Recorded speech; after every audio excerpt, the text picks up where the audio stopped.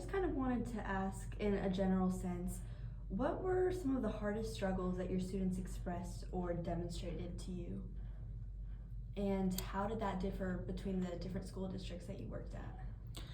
So I think it's important to recognize that when working in Parkland and working within that uh, Pierce County School District, it was definitely a higher majority of kids that were in that lower pocket financially.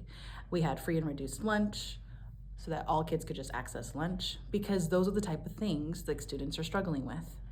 When going to Silicum, we think of Silicum as a higher socioeconomic status school, and it is. However, there are kids in both categories within both schools. So it's interesting how I can globally look at both of them distinctly different, but then also within the classroom, within those kids, I can see the difference between the kid at Silicum who is at a lower economic status and versus the one that's at a higher economic status, and how do they handle that when they're in a community that's taking for granted or expecting them to be at a higher level financially. The stresses that a lot of kids go through that are in a lower economic status are, do I have enough food do I have enough money to buy food today? I'm stressed because my family's stressed about money, and that's a really big stressor. So that, whether the parents are involving their children in it or not, is going to stress out the student.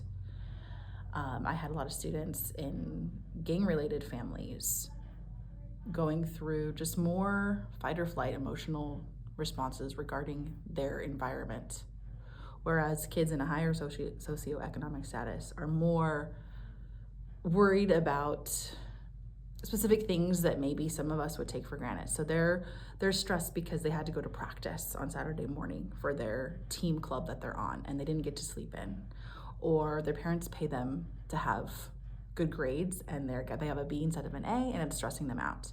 That's not to belittle their issues that they're having, but it's more issues that can either be pinpointed or solved quickly, and that are more around their studies. It's like, oh, I'm failing and this is an issue.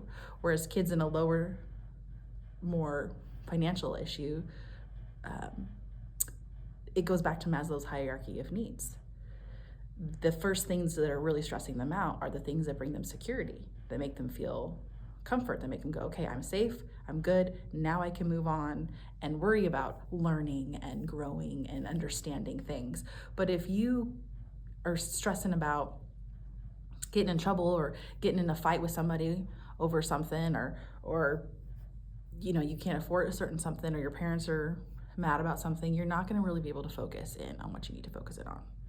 Definitely. So to kind of sum up what you just said, you would say that the more wealthy children that you have taught, what is distracting them from education or academics would actually be a lot of what people see as privileges, and in the opposite spectrum, it would kind of be what's distracting them is things that we see a lot in places that are below the poverty line and just don't have access to as much stuff, which manifests in our educational institutions. Yes. If you can't get on the internet, you're really stuck. If you can't access material that you need, if you can't get a piece of paper and a pencil that your teacher keeps bugging you about, it's going to be more stress, it's going to be more difficult. It's going to be just a simple equation of richer people can afford more things.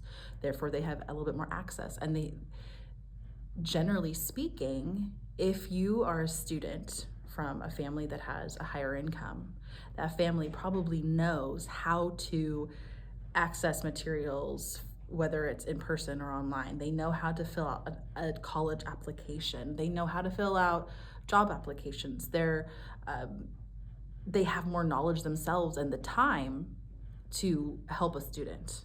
It's more of a social norm for parents to help their children and get their homework done in families that have more money. The other kids, their parents are at work a lot more longer times.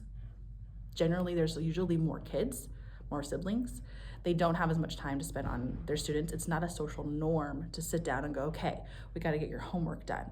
It's more, there's more appreciation, but more pressure put on the teacher to like help those students. And they don't know how to do things. They haven't filled out an application for college ever before. So you're having to get resources to those kids that are a different kind of resources than you're giving to the kids that have more money.